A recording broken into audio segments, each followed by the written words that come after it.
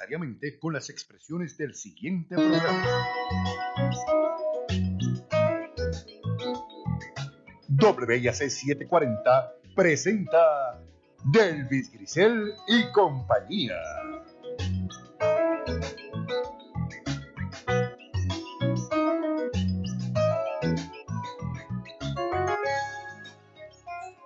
Muy buenos días, bienvenidos al programa Delvis Grisel y compañía. Les saluda Magdali Rodríguez en sustitución de la compañera Delvis Grisel, quien está un poco aquejada de salud, pero ya está en recuperación y la tendremos aquí en el programa, esperamos, el próximo lunes. En el día de hoy vamos a estar tratando un tema muy pertinente que hace noticia en los últimos meses en este país. Hace tiempito, pero se ha agudizado en los últimos meses, y es la supuesta escasez de vivienda en el mercado de bienes raíces en Puerto Rico. Y digo supuesta porque a simple vista podemos constatar en los distintos municipios del país la cantidad de propiedades vacías que no están disponibles para la venta, propiedades reposeídas, otras abandonadas. Igualmente, sabemos que esta escasez y el problema de accesibilidad a viviendas está agudizándose en el área de alquileres. Se ha convertido ya en un fenómeno socioeconómico que está afectando a la población en general, porque muchas personas no consiguen casa y se les agudiza, ¿no? Es un problema que hay que resolver.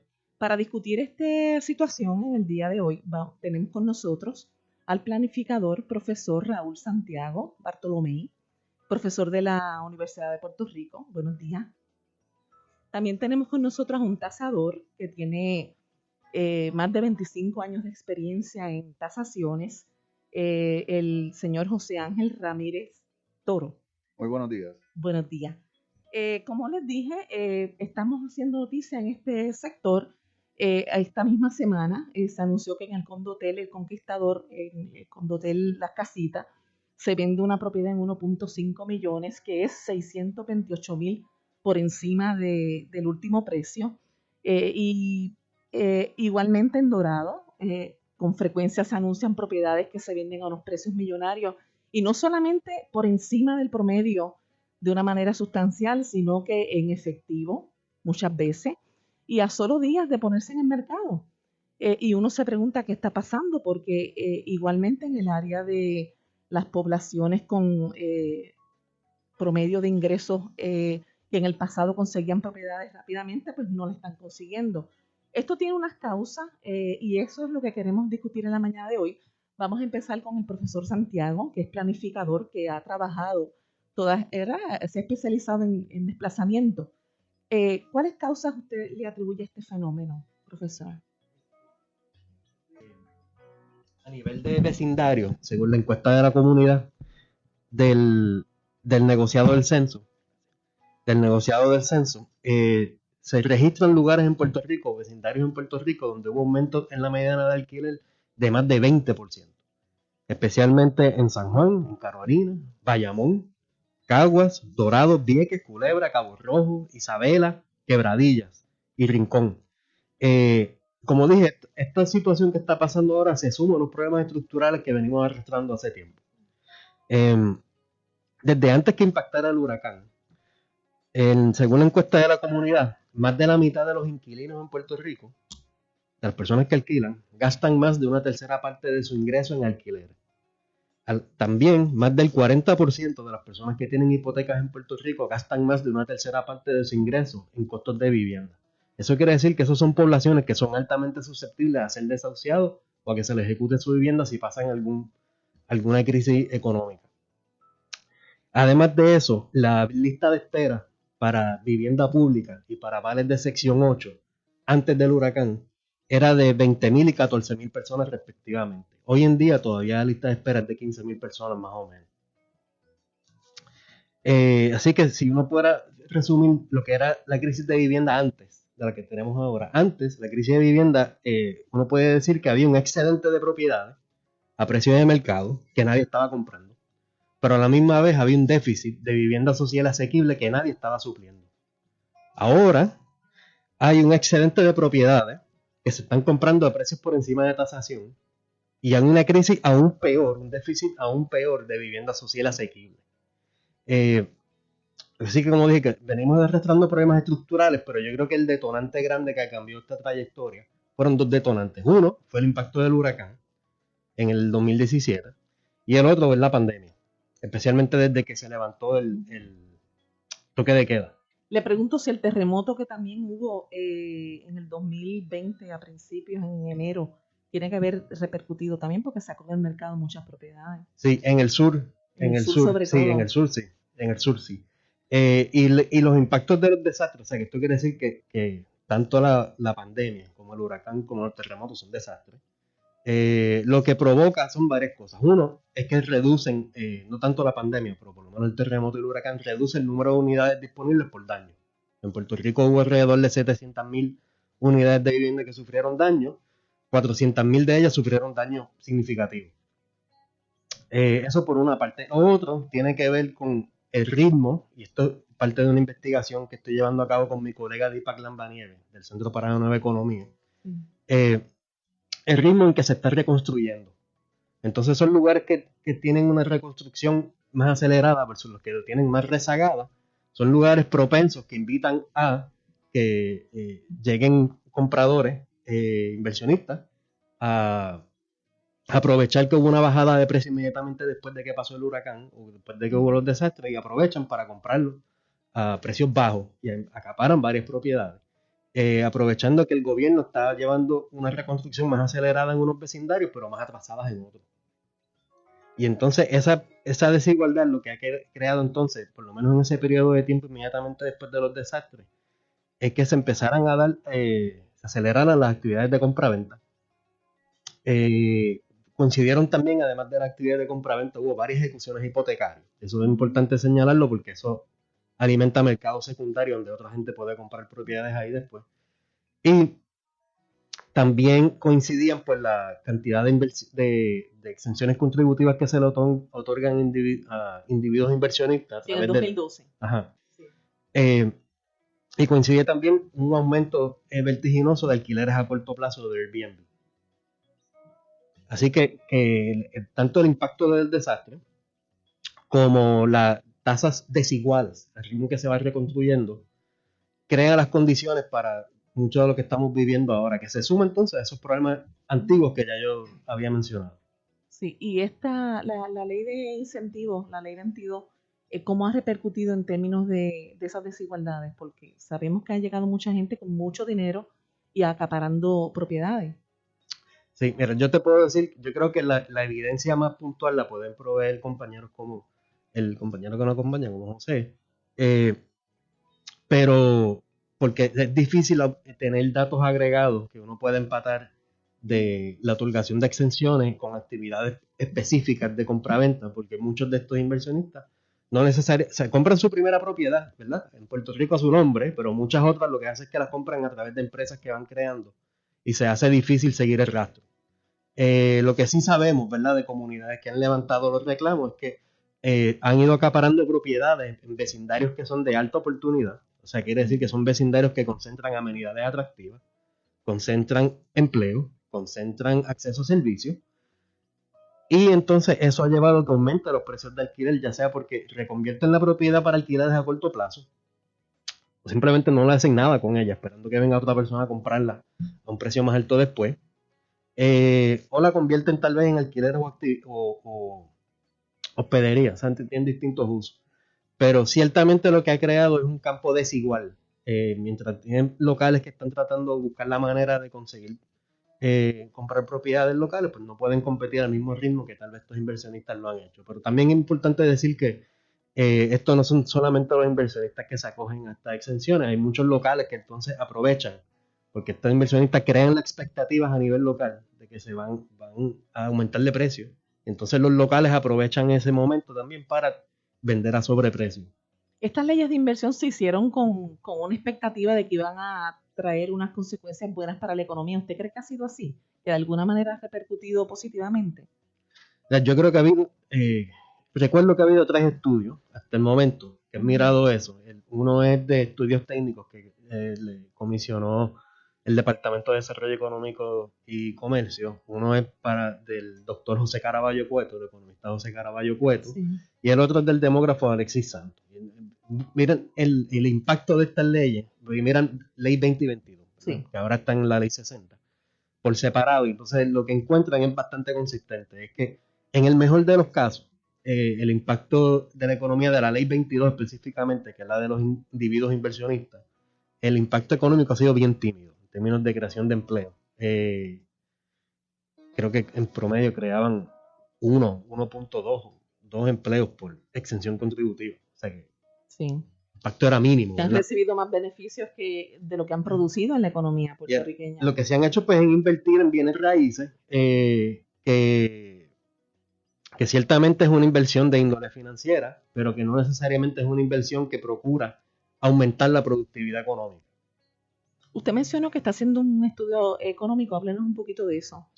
Sí, bueno, ya habíamos hecho un estudio preliminar que fue auspiciado por el Lincoln Institute of Land Policy, junto al doctor Deepak Lambanieves, que pusimos a mirar a ver cómo han cambiado los vecindarios en Puerto Rico como resultado de los impactos del huracán.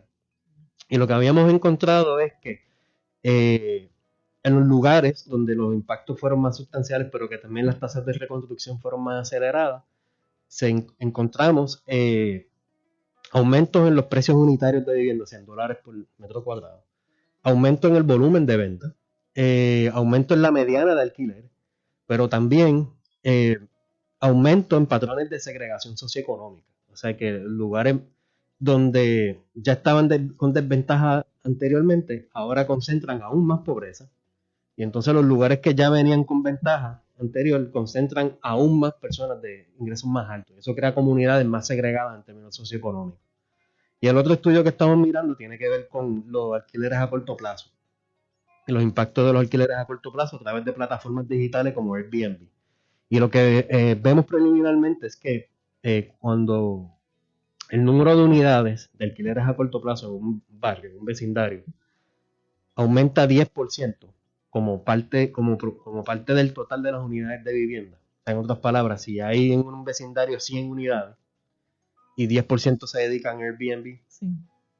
cada vez que se aumente 10% adicional, el precio promedio, la mediana promedio, el promedio de la mediana de alquiler en ese vecindario aumenta 5%. Y el precio de compraventa, en promedio, aumenta 23%. Sí, que es bastante significativo. ¿Y qué otras causas usted atribuye, consecuencias atribuye a esta situación que estamos viendo? Bueno, lo que está, al final, esto es lo que hace, primero, es que hace más difícil que las personas en Puerto Rico, la clase trabajadora, se convierta en titular, como había mencionado, la que puedan adquirir propiedad. Fomenta el desplazamiento, no a través de todo Puerto Rico, eso es algo importante tenerlo claro, que esto no es algo que se dé en general en todo Puerto Rico.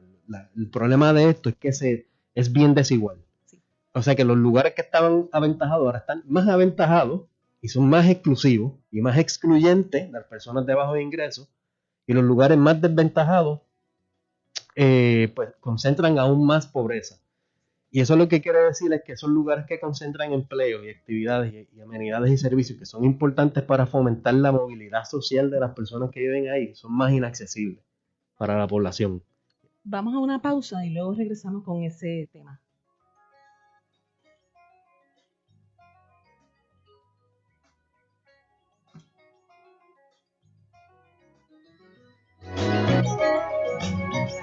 No se retire.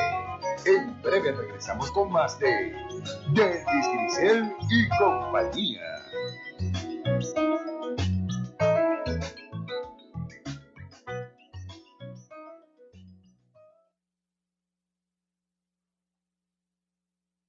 A los 16 morí en un accidente de auto. A los 54 me convertí en abuelo. A los 31 fundé mi propio negocio. A los 43 le di la vuelta al mundo. A los 29 fui padre por primera vez. Cuando donas tus órganos, vives más allá de tu vida. Lifelink de Puerto Rico. Regístrate como donante en donavidapuertorico.org. Esto sucedió hoy Tengo en la línea telefónica al presidente de la Comisión Nacional de la Cámara de Representantes, el representante Jesús Santa. Muy buenos días, representante. Gracias por estar con nosotros en la mañana de hoy. A la 1.54 del impuesto a las foráneas se estuvo discutiendo anoche y se terminó aprobando. Finalmente, ¿cuál es la versión que se aprobó anoche en la Cámara de Representantes? Bueno, ese proyecto que es la versión se sometió en delegación del Partido Popular y de PNP, un proyecto desarrollado en conjunto con el secretario de Hacienda, el proyecto de la Cámara 367, un proyecto que se aprobó ayer en la madrugada de hoy. Bueno, fue un proyecto de consenso, esto es cierto. El debate giró en que este proyecto, y tengo que indicar que el señor presidente de la Cámara fue bien claro desde el día 1 de que se iba a aprobar un proyecto con distintas medidas relacionadas a ciertos cambios, ciertas enmiendas a código de finanzas internas. E incluyó tres tipos de proyectos.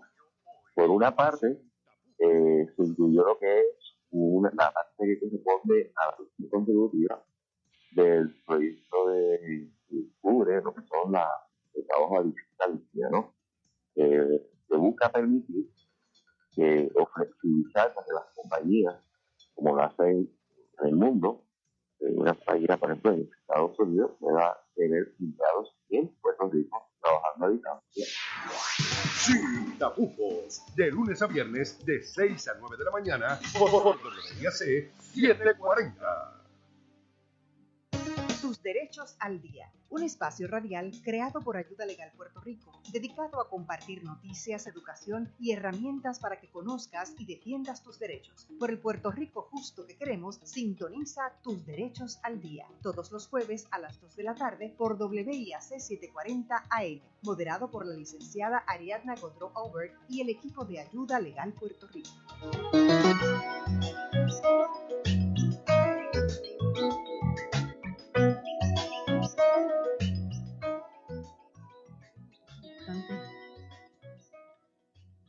De regreso a Delvis Grisel y compañía, aquí con el profesor Raúl Santiago y con el tasador José Ángel Ramírez. Vamos a hablar ahora con el tasador Ramírez un ratito con relación a este tema de la supuesta escasez de vivienda. Usted que está en la calle y lleva en la calle mucho tiempo, más de 20 años, cuéntenos cómo ha visto los efectos de esta situación. Bueno, después de los dos eventos grandes que fueron el huracán María y la pandemia en Puerto Rico completo, porque está los temblores del área azul que afectaron, pero específicamente esa área. Yo he visto muchas propiedades vacías en todos los mercados de alto perfil como de mediano perfil y perfil pues de interés social, y no se está haciendo nada con ellas. Muchas ni siquiera tienen rótulos. Usted ve que está la hierba alta. A esto se le suma que las propiedades que sí están disponibles para la venta están siendo adquiridas por grupos de personas que vienen a invertir, a remozarlas, a repararlas, para ponerlas en alquiler o venderlas a unos precios por encima de lo que ese mercado reconocía como precio de venta en el momento en que estábamos en esta situación de la supuesta escasez de vivienda.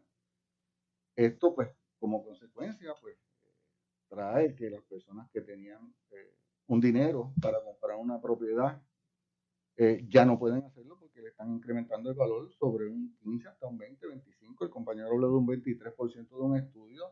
Lo que yo estoy viendo es que los precios van desde 15 hasta 25%. En algunos podría pasar de 15, pero como él dice, un 23 es un promedio, es razonable y es lo que yo estoy viendo también. O sea, estoy viendo propiedades que se están vendiendo a unos niveles que no se estaban vendiendo antes y que el incremento es vertiginoso. O sea, es una curva bien acelerada y esto ocurre usualmente cuando hay una inyección de dinero que viene como esta persona a comprar en dinero en efectivo, o sea, sin financiamiento.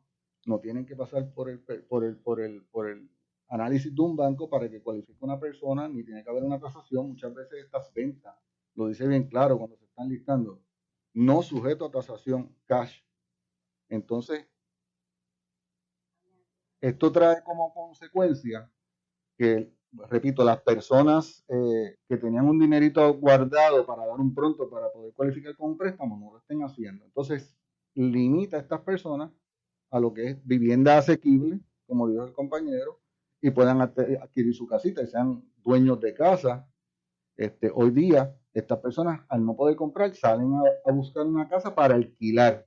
¿Qué sucede? Le ocurre exactamente lo mismo. Estas personas que compraron estas casas y las remozaron, las rehabilitaron, están pidiendo un 20% y en algunos sitios hasta más por el alquiler que usualmente pedían antes.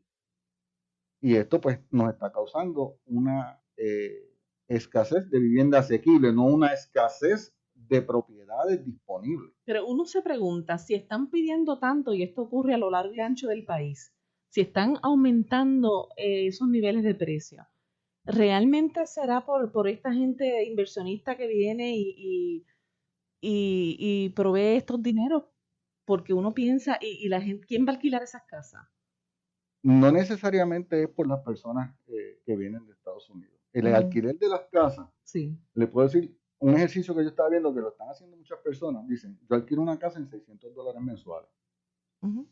Pero yo puedo alquilar esa misma casa en un fin de semana y le saco 400. Y si hago esos 3 de 4 fines de semana en un mes, estoy ganando más dinero alquilándola a corto plazo que alquilándola a largo plazo. Y promoviendo el turismo interno, digamos. Entonces, promueven el turismo interno. Ya el Airbnb no está limitado únicamente a los países, a los pueblos costeros, donde hay playa, donde hay apartamentos. Se está viendo este fenómeno en el centro de la isla.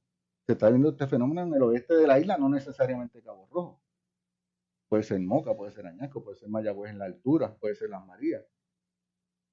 Se está viendo en todos lados. Entonces, esto limita las propiedades de alquiler para estas personas que están buscando alquiler a largo plazo.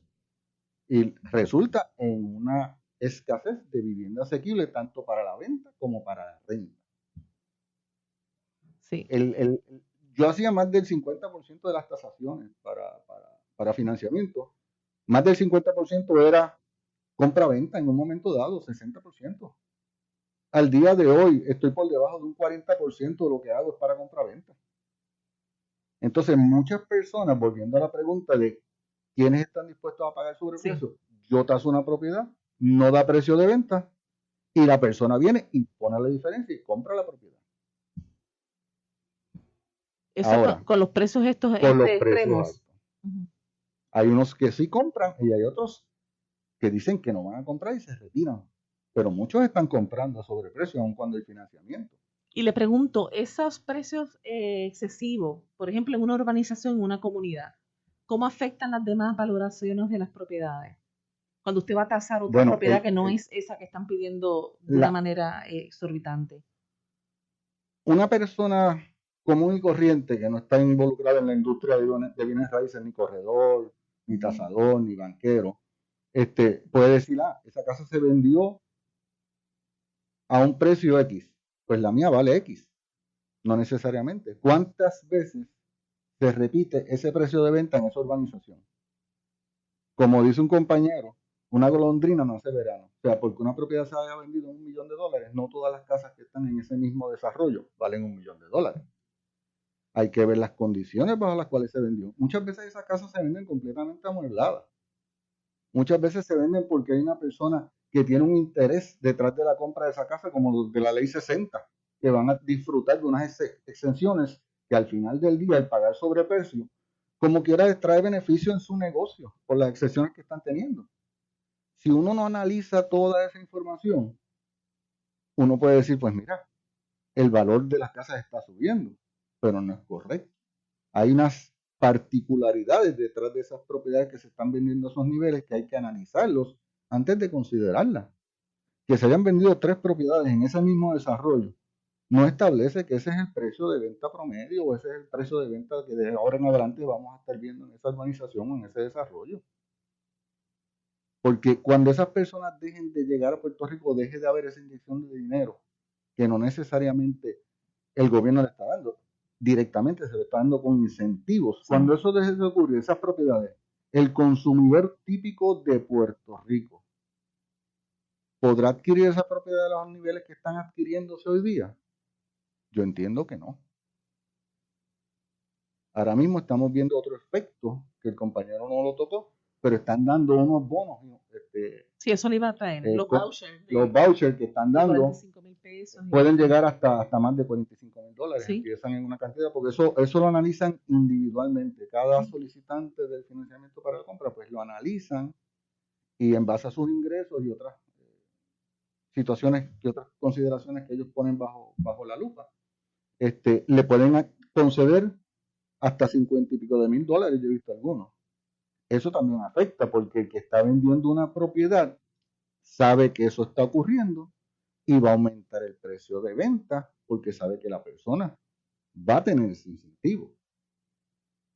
Y eso lo vimos en un momento dado para el 2006, que hubo el incentivo de los 25 mil dólares, que en vez de las propiedades que estaban disponibles a la venta, sea de proyectos nuevos, que en su mayoría eran o fueran propiedades remozadas de proyectos que se rezagaron, se quedaron y los rehabilitaron nuevamente, que cualificaban para esos 25 mil dólares, las personas que estaban vendiendo aumentaron los precios. No dejaron el precio igual para beneficiar al consumidor, que era lo que se pretendía. Le aumentaron el precio a las casas. Y eso es lo que estamos viendo ahora con los bonos, con esta inyección que está viendo de dinero, sea por incentivos, sea por dinero directo. Y esto está ocasionando este disloque. A esto le tenemos que sumar que hay muchas propiedades que no están entrando en inventario de lista típico de corredores, que están entrando a través de redes sociales y estas personas están formando grupos en Estados Unidos para vender propiedades en Puerto Rico, alquilar propiedades en Puerto Rico a través de Facebook, por decir una de las redes sociales. Y esto no está entrando a contabilizarse a través de los corredores de bienes raíces ni de nosotros, porque nosotros no sabemos. Muchas veces esas propiedades se venden y nosotros nos enteramos cuando hacemos una investigación en el mercado, en el registro, porque no hubo un listado que pudiéramos verificar en alguna de las fuentes que proveen listados en Puerto Rico, ni con corredores que tuvieron la oportunidad de listarlo. Estas personas son, muchas de ellas son personas que no son de Puerto Rico, que tienen dinero, vendieron sus propiedades en Estados Unidos aprovechándose del incremento en valor, del boom que tuvo el real estate, luego de la recesión que estuvieron viviendo allá. Ya ellos están más normales que nosotros en cuanto a precios.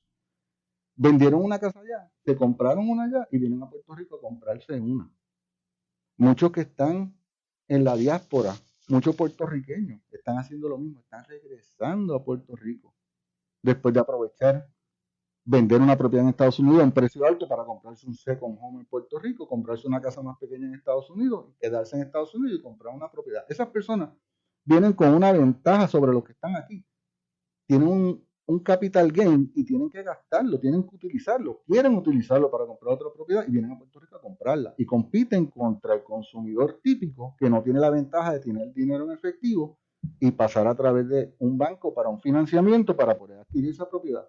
Y esto está trayendo como consecuencia lo que hablamos nuevamente, una escasez de asequible en estos mercados que son de interés social o bajo perfil o perfil intermedio, y los de alto perfil están viéndose afectados por las personas que vienen a comprar con un interés de establecer algún negocio para obtener un beneficio contributivo mediante la ley 60. Muchas personas, como dijo el de la ley 60, lo que pasa es que no podemos contabilizarlo porque no le podemos dar seguimiento. Sí.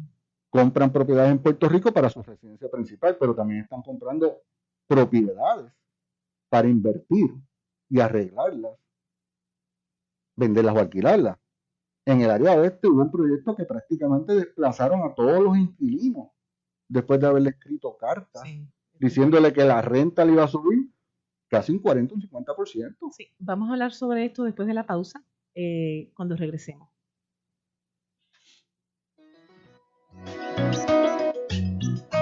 No se retire. En breve regresamos con más de Delvis Grisel y compañía.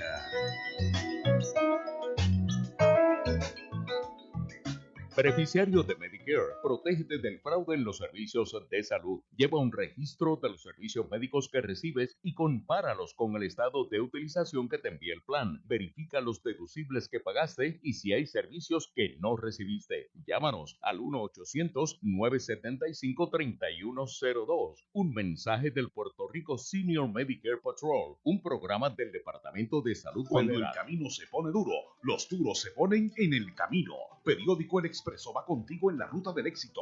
Lleva tu anuncio a más familias cada semana. El Expreso es el periódico de mayor distribución en Bayamón y el norte, con 75,000 ejemplares auditados cada semana. Esto da poder a tu anuncio, más alcance, más potencia y confianza a tu negocio. Anúnciate en El Expreso, tu aliado semanal para anuncios. 787-794-2000.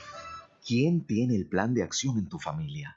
En una emergencia, cada segundo cuenta. Por eso, la Cruz Roja Americana Capítulo de Puerto Rico te recomienda que identifiques 2 lugares de encuentro por si tu familia se separa durante un desastre. Haz un plan de emergencia adecuado para tu familia. Visita cruzrojapr.net o llama a la Cruz Roja Americana Capítulo de Puerto Rico al 758-8150, 758-8150.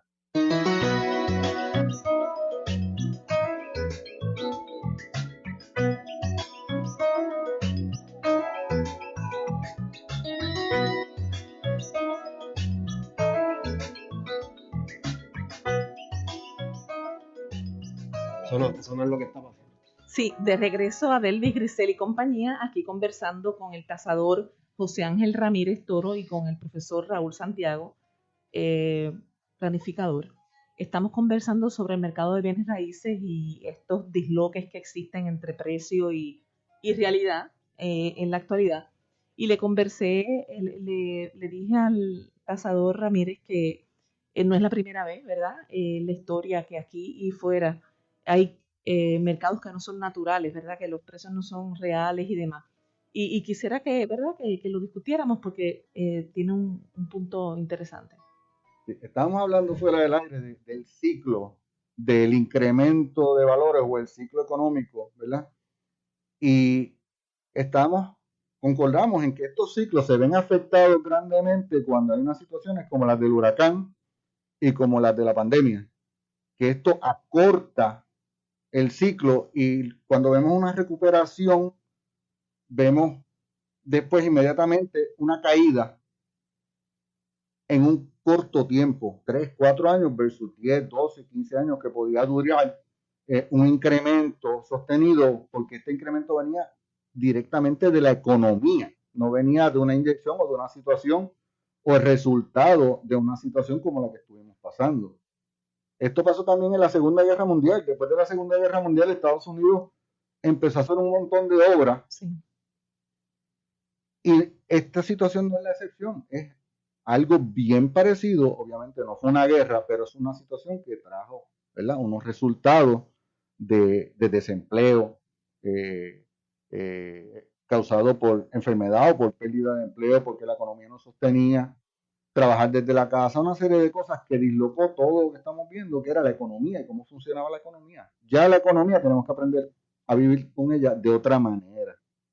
Los empleos, todo se está reinventando, mucho trabajo online, mucho trabajo desde lejos, todo se hace a través de redes o a través de un correo electrónico. Ya la presencia no es la misma, no hay que estar presencia en un lugar para poder trabajar. Y esto pues afecta todo lo que es la economía. En este caso, muchas personas que estuvieron ahorrando dinero para comprar una propiedad, luego de esta situación que dijeron, ahora tengo una ventaja, estoy trabajando desde casa, no tengo que gastar en gasolina, no tengo que vestirme bien todos los días, puedo ahorrar unos chavitos adicionales para dar pronto para comprar mi casita. Cuando salieron a comprar casas no pudieron adquirirla. De hecho, Estudios Técnicos sacó un estudio recientemente en donde informa que la familia típica solo tiene 69% de los ingresos necesarios para obtener una hipoteca, aún dando el 20%. O sea que este tipo de familia, ¿a dónde va a ir a parar?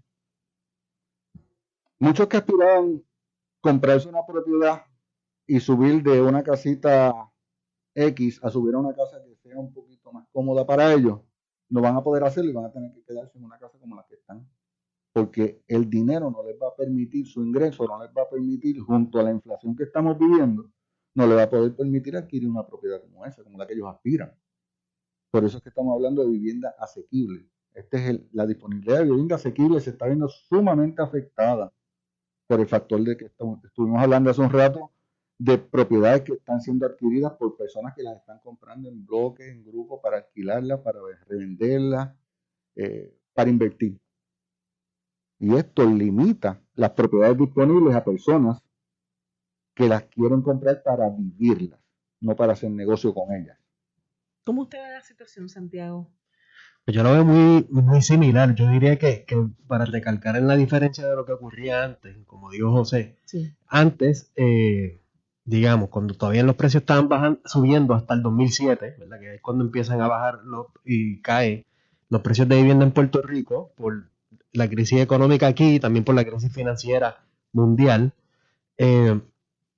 Muchas de esas construcciones se daban por varios factores que coincidían. Uno era la 936, las exenciones de las 936. No solamente porque creaban los empleos en manufactura, pero mucha gente se olvida que uno de los requisitos para las empresas que se acogían esas exenciones eran que tenían que hacer los depósitos de las ganancias en bancos locales. Exacto. Y entonces los bancos locales, como tenían mucha liquidez por esa medida, daban muchos préstamos para desarrollo, incluyendo desarrollo de vivienda.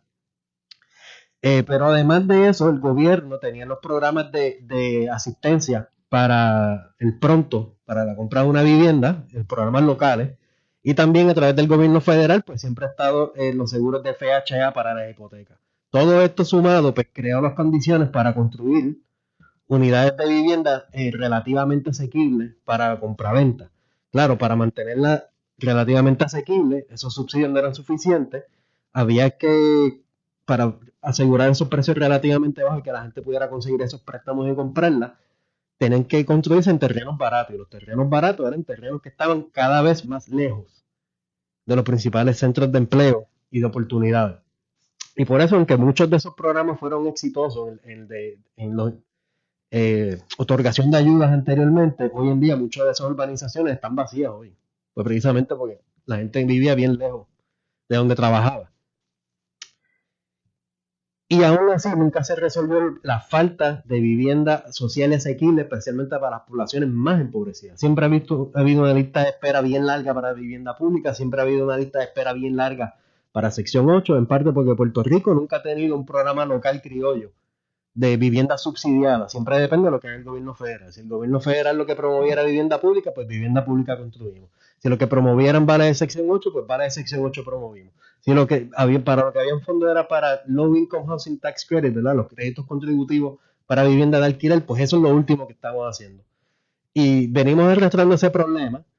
Caen las 936, cae la crisis, y los precios de vivienda nunca se recuperan hasta, primero, que se dan las exenciones contributivas de la ley 22, y aún así no recuperan los precios hasta que después viene el impacto de los huracanes.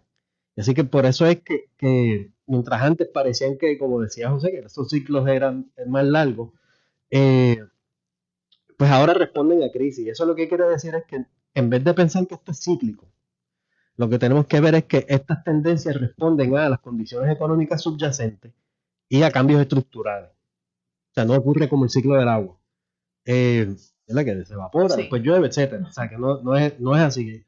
Y entonces ahora pues se están dando los procesos de especulación que no se sostienen con la economía real, porque los salarios de la gente no están aumentando, las oportunidades de empleo y beneficios no están aumentando. Así que hay que ver en qué momento esto lo que nos lleva es a patrones de desigualdad más atrincherados de lo que teníamos antes. Y yo creo que para eso tenemos que dejar de pensar en ver cómo volvíamos a lo que teníamos antes. O sea, la solución no puede ser vamos a volver a lo que teníamos antes, porque lo que teníamos antes en parte creó las condiciones para lo que tenemos ahora. Hay que retar varias cosas, desde el concepto de cómo se provee vivienda asequible, desde el concepto del rol del gobierno, y ver entonces cómo uno atiende procesos de especulación que se convierten en mecanismos de desplazamiento que estamos viendo hoy en día. Con relación a lo de los alquileres, mencionó usted situaciones que le han llegado de que arrendadores están poniendo los precios exorbitantes, ¿no? Incluyendo sacando las personas de las casas, ¿no? Dándole poco tiempo para que o paguen una renta de $300 adicionales y demás.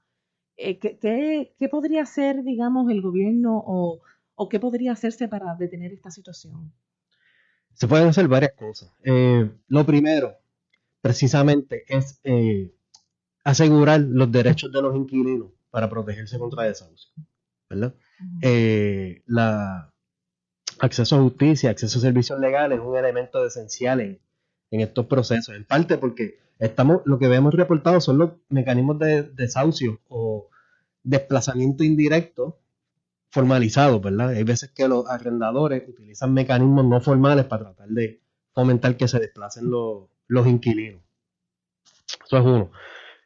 Lo otro, yo creo que el gobierno tiene que pensar en ver, por lo menos como una crisis, una medida temporera, cómo crear mecanismos para limitar los aumentos exorbitantes en precios de alquiler en lugares estratégicos. Yo creo que hay que pensar en dos cosas. Uno es medidas antidesplazamiento, para evitar que se desplacen las personas que viven, y otro es medidas para aumentar el acervo de vivienda asequible en el área. Esas son dos medidas diferentes.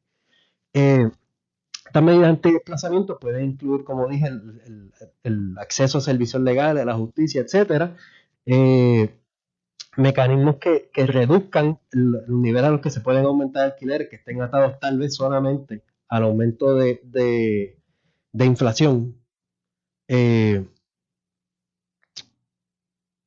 Se pueden crear, por ejemplo, fideicomisos de la tierra, fideicomisos comunitarios de la tierra, como se hizo en el Caño Martín Peña, que son formas colectivas de titularidad que precisamente luchan contra procesos de especulación y protegen y aseguran la asequibilidad a largo plazo, ¿verdad?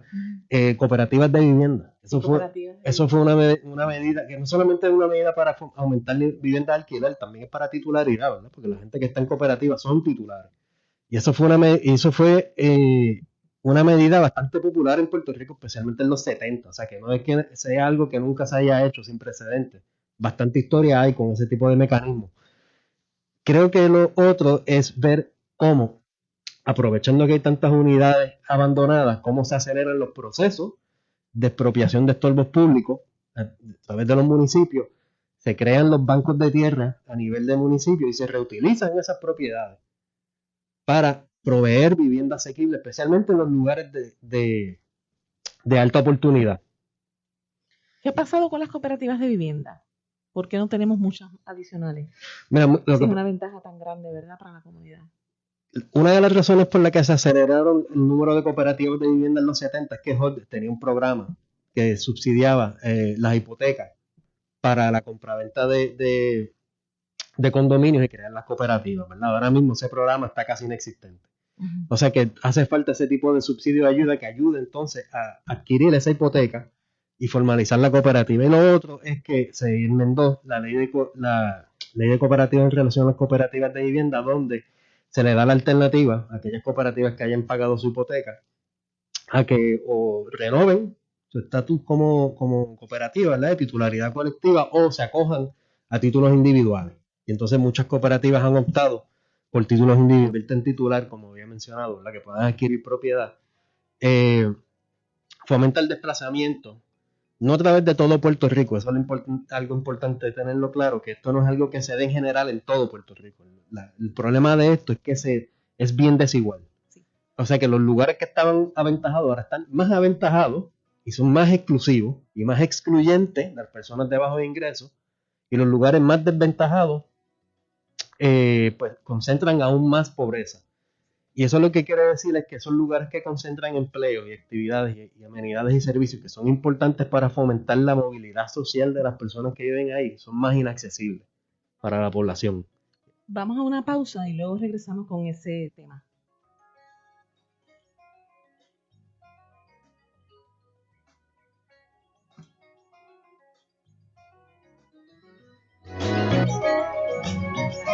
No se retire.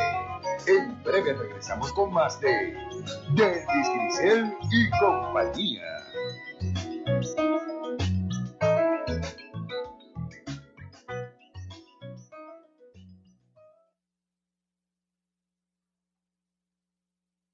A los 16 morí en un accidente de auto.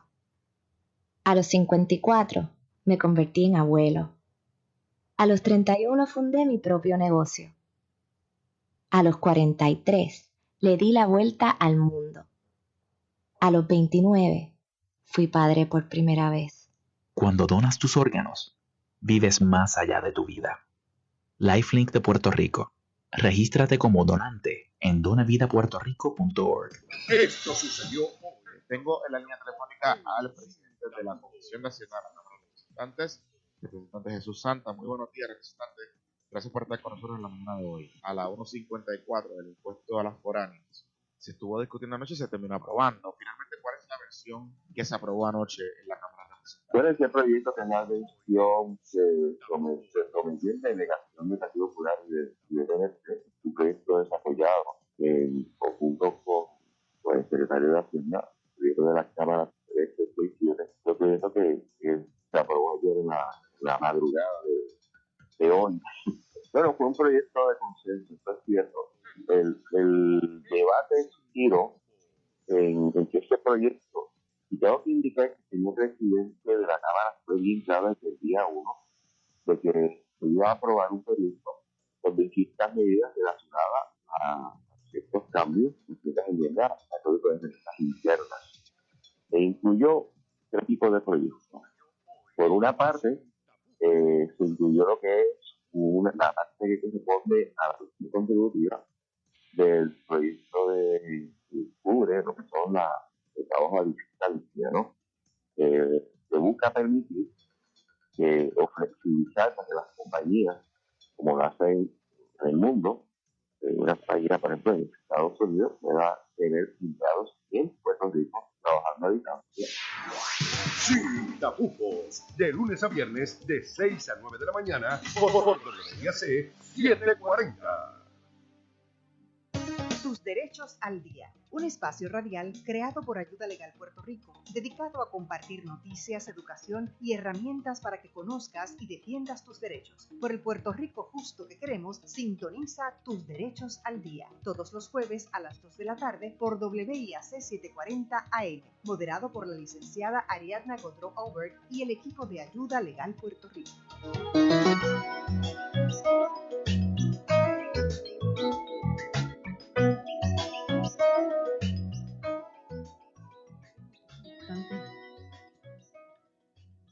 De regreso a Delvis Grisel y compañía, aquí con el profesor Raúl Santiago y con el tasador José Ángel Ramírez. Vamos a hablar ahora con el tasador Ramírez un ratito con relación a este tema de la supuesta escasez de vivienda. Usted que está en la calle y lleva en la calle mucho tiempo, más de 20 años, cuéntenos cómo ha visto los efectos de esta situación. Bueno, después de los dos eventos grandes que fueron el huracán María y la pandemia en Puerto Rico completo, porque está los temblores del área azul que afectaron, pero específicamente esa área. Yo he visto muchas propiedades vacías en todos los mercados, en mercados de alto perfil como de mediano perfil y perfil pues de interés social, y no se está haciendo nada con ellas. Muchas ni siquiera tienen rótulos, usted ve que está la hierba alta. A esto se le suma que las propiedades que sí están disponibles para la venta están siendo adquiridas por grupos de personas que vienen a invertir, a remozarlas, a repararlas, para ponerlas en alquiler o venderlas a unos precios por encima de lo que ese mercado reconocía como precio de venta en el momento en que estábamos en esta situación de la supuesta escasez de vivienda. Esto, pues, como consecuencia, pues, trae que las personas que tenían un dinero para comprar una propiedad ya no pueden hacerlo porque le están incrementando el valor sobre un 15 hasta un 20, 25. El compañero habló de un 23% de un estudio. Lo que yo estoy viendo es que los precios van desde 15 hasta 25%. En algunos podría pasar de 15, pero como él dice, un 23 es un promedio, es razonable y es lo que yo estoy viendo también. O sea, estoy viendo propiedades que se están vendiendo a unos niveles que no se estaban vendiendo antes y que el incremento es vertiginoso. O sea, es una curva bien acelerada y esto ocurre usualmente cuando hay una inyección de dinero que viene como esta persona a comprar en dinero en efectivo, o sea, sin financiamiento.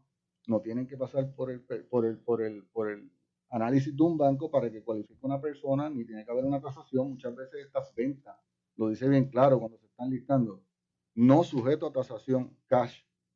Entonces, esto trae como consecuencia que, repito, las personas que tenían un dinerito guardado para dar un pronto para poder cualificar con un préstamo no lo estén haciendo. Entonces, limita a estas personas a lo que es vivienda asequible, como dijo el compañero, y puedan adquirir su casita y sean dueños de casa. Hoy día, estas personas, al no poder comprar, salen a buscar una casa para alquilar. ¿Qué sucede? Le ocurre exactamente lo mismo. Estas personas que compraron estas casas y las remozaron, las rehabilitaron, están pidiendo un 20% y en algunos sitios hasta más por el alquiler que usualmente pedían antes. Y esto pues nos está causando una escasez de vivienda asequible, no una escasez de propiedades disponibles. Pero uno se pregunta, si están pidiendo tanto, y esto ocurre a lo largo y ancho del país, si están aumentando esos niveles de precio, ¿realmente será por esta gente inversionista que viene y provee estos dineros? Porque uno piensa, ¿y la gente, quién va a alquilar esas casas? No necesariamente es por las personas que vienen de Estados Unidos. El alquiler de las casas, sí. Le puedo decir, un ejercicio que yo estaba viendo que lo están haciendo muchas personas, dicen, yo alquilo una casa en $600 mensuales. Pero yo puedo alquilar esa misma casa en un fin de semana y le saco 400. Y si hago eso 3 de 4 fines de semana en un mes, pues estoy ganando más dinero alquilándola a corto plazo que alquilándola a largo plazo. Y promoviendo el turismo interno, digamos. Entonces, promueven el turismo interno. Ya el Airbnb no está limitado únicamente a los países, a los pueblos costeros, donde hay playa, donde hay apartamentos. Se está viendo este fenómeno en el centro de la isla. Se está viendo este fenómeno en el oeste de la isla, no necesariamente Cabo Rojo. Puede ser Moca, puede ser Añasco, puede ser Mayagüez en la altura, puede ser Las Marías. Se está viendo en todos lados. Entonces, esto limita las propiedades de alquiler para estas personas que están buscando alquiler a largo plazo. Y resulta en una escasez de vivienda asequible tanto para la venta como para la renta. Sí. Yo hacía más del 50% de las tasaciones para financiamiento. Más del 50% era compra-venta en un momento dado, 60%. Al día de hoy estoy por debajo de un 40% de lo que hago es para compra-venta. Entonces, muchas personas, volviendo a la pregunta de quiénes están dispuestos a pagar sobreprecio, yo taso una propiedad, no da precio de venta, y la persona viene y pone la diferencia y compra la propiedad. Eso ahora, con los precios estos extremos. Hay unos que sí compran y hay otros que dicen que no van a comprar y se retiran. Pero muchos están comprando a sobreprecio aun cuando hay financiamiento. Y le pregunto, esos precios excesivos, por ejemplo, en una urbanización, en una comunidad, ¿cómo afectan las demás valoraciones de las propiedades? Cuando usted va a tasar otra propiedad que no es esa que están pidiendo de una manera exorbitante. Una persona común y corriente que no está involucrada en la industria de bienes raíces, ni corredor, ni tasador, ni banquero, puede decir, esa casa se vendió a un precio X, pues la mía vale X. No necesariamente. ¿Cuántas veces se repite ese precio de venta en esa urbanización? Como dice un compañero, una golondrina no hace verano. O sea, porque una propiedad se haya vendido en $1 millón, no todas las casas que están en ese mismo desarrollo valen $1 millón. Hay que ver las condiciones bajo las cuales se vendió. Muchas veces esas casas se venden completamente amuebladas. Muchas veces se venden porque hay una persona que tiene un interés detrás de la compra de esa casa, como los de la ley 60, que van a disfrutar de unas exenciones que al final del día, al pagar sobreprecio, como quiera extrae beneficio en su negocio por las exenciones que están teniendo. Si uno no analiza toda esa información, uno puede decir, pues mira, el valor de las casas está subiendo, pero no es correcto. Hay unas particularidades detrás de esas propiedades que se están vendiendo a esos niveles que hay que analizarlos antes de considerarlas. Que se hayan vendido 3 propiedades en ese mismo desarrollo no establece que ese es el precio de venta promedio o ese es el precio de venta que de ahora en adelante vamos a estar viendo en esa urbanización o en ese desarrollo. Porque cuando esas personas dejen de llegar a Puerto Rico, deje de haber esa inyección de dinero que no necesariamente el gobierno le está dando, directamente se le está dando con incentivos. Cuando eso deje de ocurrir, esas propiedades, el consumidor típico de Puerto Rico ¿podrá adquirir esa propiedad a los niveles que están adquiriéndose hoy día? Yo entiendo que no. Ahora mismo estamos viendo otro efecto que el compañero no lo tocó, pero están dando unos bonos Sí, eso le iba a traer. Los vouchers. Los vouchers que están dando 45,000 pesos. pueden llegar hasta más de $45,000. Sí. Empiezan en una cantidad, porque eso lo analizan individualmente. Cada solicitante del financiamiento para la compra, pues lo analizan y en base a sus ingresos y otras situaciones y otras consideraciones que ellos ponen bajo la lupa, le pueden conceder hasta $50,000 y pico. Yo he visto algunos. Eso también afecta porque el que está vendiendo una propiedad sabe que eso está ocurriendo y va a aumentar el precio de venta porque sabe que la persona va a tener ese incentivo. Y eso lo vimos en un momento dado para el 2006, que hubo el incentivo de los $25,000, que en vez de las propiedades que estaban disponibles a la venta, sea de proyectos nuevos, que en su mayoría eran o fueran propiedades remozadas de proyectos que se rezagaron, se quedaron y los rehabilitaron nuevamente, que cualificaban para esos $25,000, las personas que estaban vendiendo aumentaron los precios. No dejaron el precio igual para beneficiar al consumidor, que era lo que se pretendía. Le aumentaron el precio a las casas. Y eso es lo que estamos viendo ahora con los bonos, con esta inyección que está viendo de dinero, sea por incentivo, sea por dinero directo. Y esto está ocasionando este disloque. A esto le tenemos que sumar que hay muchas propiedades que no están entrando en inventario de lista típico de corredores, que están entrando a través de redes sociales, y estas personas están formando grupos en Estados Unidos para vender propiedades en Puerto Rico, alquilar propiedades en Puerto Rico a través de Facebook, por decir una de las redes sociales. Y esto no está entrando a contabilizarse a través de los corredores de bienes raíces ni de nosotros, porque nosotros no sabemos. Muchas veces esas propiedades se venden y nosotros nos enteramos cuando hacemos una investigación en el mercado, en el registro, porque no hubo un listado que pudiéramos verificar en alguna de las fuentes que proveen listados en Puerto Rico, ni con corredores que tuvieron la oportunidad de listarlo. Estas personas muchas de ellas son personas que no son de Puerto Rico, que tienen dinero, vendieron sus propiedades en Estados Unidos aprovechándose del incremento en valor, del boom que tuvo el real estate, luego de la recesión que estuvieron viviendo allá. Ya ellos están más normales que nosotros en cuanto a precios. Vendieron una casa allá, se compraron una allá y vienen a Puerto Rico a comprarse una. Muchos que están en la diáspora, muchos puertorriqueños, están haciendo lo mismo, están regresando a Puerto Rico después de aprovechar vender una propiedad en Estados Unidos a un precio alto para comprarse un second home en Puerto Rico, comprarse una casa más pequeña en Estados Unidos, quedarse en Estados Unidos y comprar una propiedad. Esas personas vienen con una ventaja sobre los que están aquí. Tienen un capital gain y tienen que gastarlo, tienen que utilizarlo, quieren utilizarlo para comprar otra propiedad y vienen a Puerto Rico a comprarla. Y compiten contra el consumidor típico que no tiene la ventaja de tener dinero en efectivo y pasar a través de un banco para un financiamiento para poder adquirir esa propiedad. Y esto está trayendo como consecuencia lo que hablamos nuevamente, una escasez de